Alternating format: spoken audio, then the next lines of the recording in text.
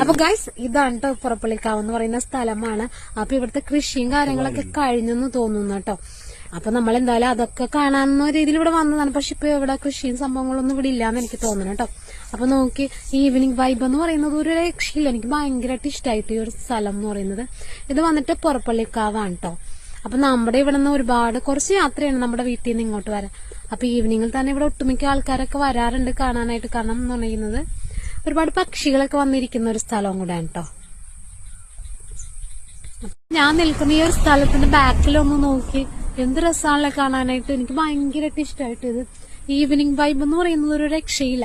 ചുറ്റിനും മരങ്ങളാണ് ഗൈസ്, അതുകൊണ്ട് തന്നെ നല്ല അടിപൊളിയാണ് കണ്ടപ്പോ ഗൈസ്. അപ്പൊ നമുക്ക് നിവാൻ ബേബിയുടെ അടുത്തോട്ട് പോവാം കേട്ടോ. അവരെന്തെടുക്കണേന്ന് നോക്കാം. കുറെ സമയം ഞാനിങ്ങനെ ഫോട്ടോസും കാര്യങ്ങളായിട്ടൊക്കെ നടക്കുമായിരുന്നു. അവരിനിപ്പോ എന്തെടുക്കുവാ നമുക്ക് നോക്കാം കേട്ടോ. ഇവിടെ മിഠായി ഒക്കെ ഉണ്ട്, കഴിക്കലാണ്. അപ്പൊ നിവാൻ ബേബി വണ്ടിയിലിരുന്ന് നല്ല ഉറക്കമായിരുന്നേ. കാരണം നമ്മള് ഉറക്കിയിട്ടില്ല.